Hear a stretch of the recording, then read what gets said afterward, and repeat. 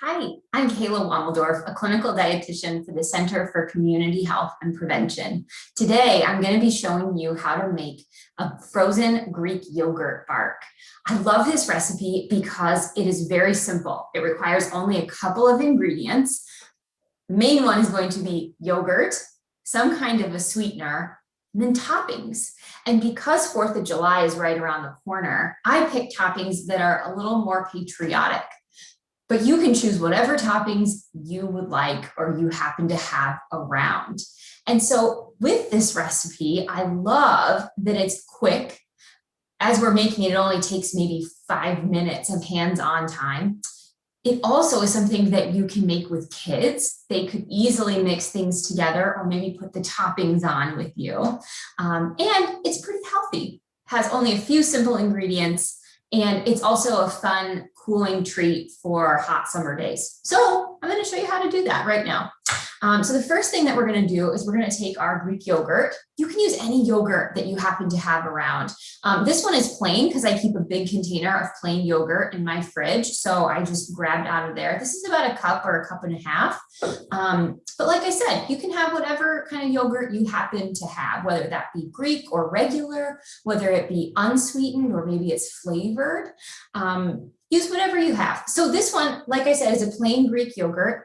And so I'm going to just dump this into my bowl. And because it's plain, we're going to want to add some kind of sweetener because it's really tart. And in this case, what I'm going to use is just a little bit of maple syrup.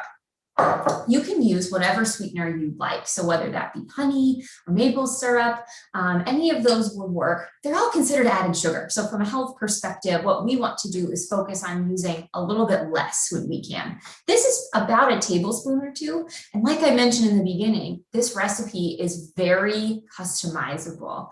You can tweak this for your own particular taste. So if you like a little less or a little more sweetener, you could certainly use that amount. So I'm going to dump this in with my Greek yogurt. I also, in this little container of maple syrup, I also had just a little bit of almond extract, probably about 1/4 to 1/2 teaspoon.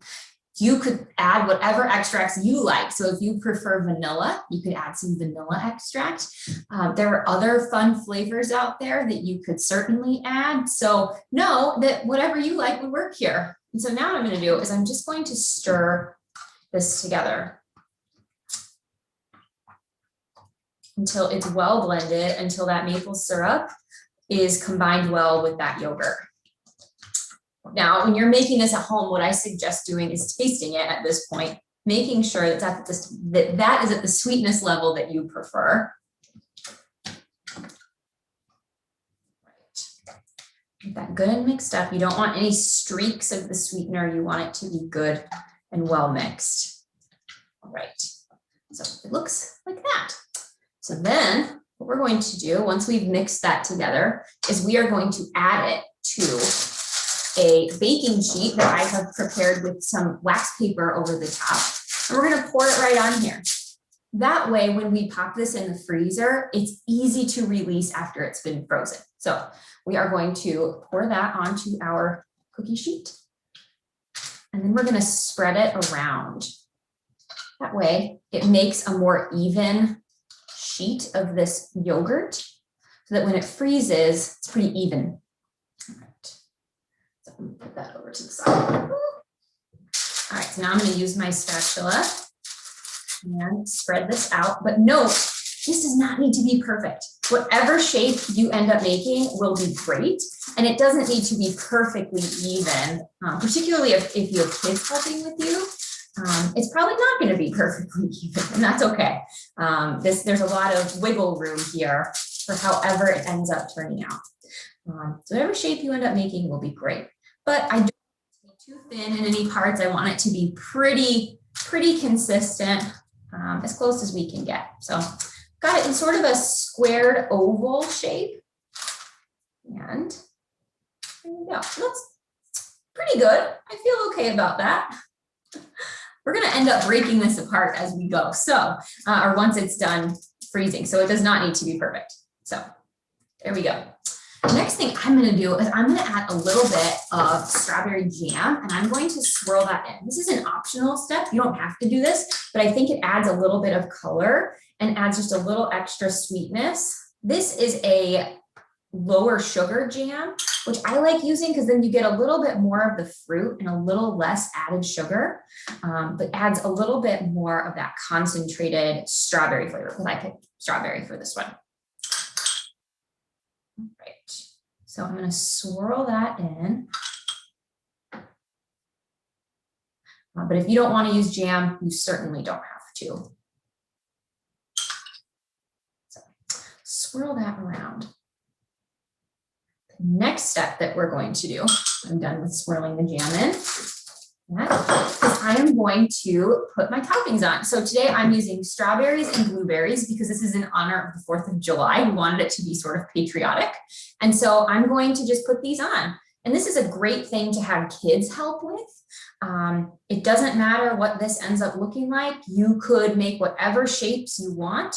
I have seen people make this into the shape of an American flag, or like I'm doing, just scattering them around sort of haphazardly. This is also a great way to use up berries that are maybe a little bit past their prime, that you need to get eaten within the next couple of days, because the freezer will preserve them. So great way to use those up. And then once they're really ripe, then they're also usually really sweet. So makes for an extra fun treat. So I've got my strawberries on here. You can see I'm just kind of dabbling them around.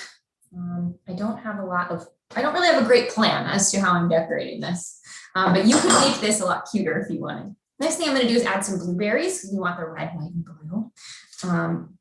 Put this on. If you don't love berries for red, you could use cherries. I think that would be really fun. Maybe if you don't love blueberries, you could do blackberries instead. Really, the sky is the limit for whatever you decide to do. So I'm just going to sprinkle these around so that it's kind of even.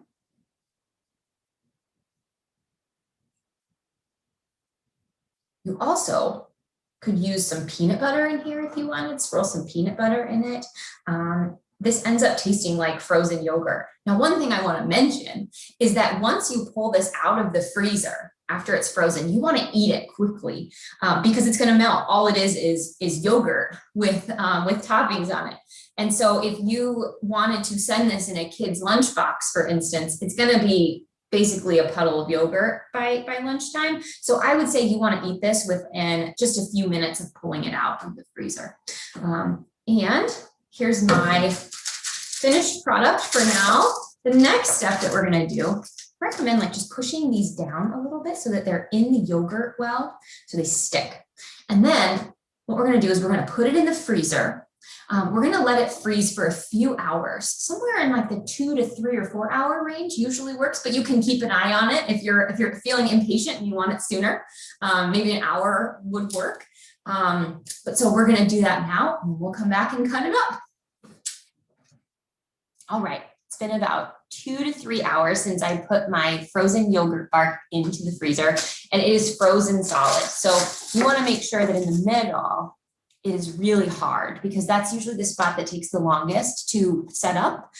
So make sure it's totally frozen, and then all you do is cut it into the size bars that you'd like to have around. So an easy tip for that is I ran a butter knife under some hot water, and it's going to make it really easy to cut through, or at least a little bit easier. And so all you do is just put your knife through it, and then you can get these bars into whatever size you want. And it will look just like that when you're done. So you have a little dish of these patriotic looking treats. So I'll get a couple of them on here so you can see the full effect of a little tray. And then of course, once you're done, you want to make sure that you store these in the freezer, because as I said before, it is just yogurt that you've frozen. And so it'll melt and just turn back into yogurt unless you keep it in the freezer. So make sure that you do that. You can store it in an airtight container, and it'll stay good. It'll stay safe to eat really indefinitely. But you'd probably want to eat it within a couple of weeks or so. That way you don't get any freezer burn. One other fun thing that you might do is Maybe drizzle some chocolate on top, or maybe put some nuts on top as just a little extra fun to put on there. Sometimes they might break apart, and that's okay. You also could pick this up and just break it into chunks. That's also an option. So there you have this very patriotic frozen yogurt bar. Thanks for joining me today, and I hope that you try out making your own. Happy 4th of July.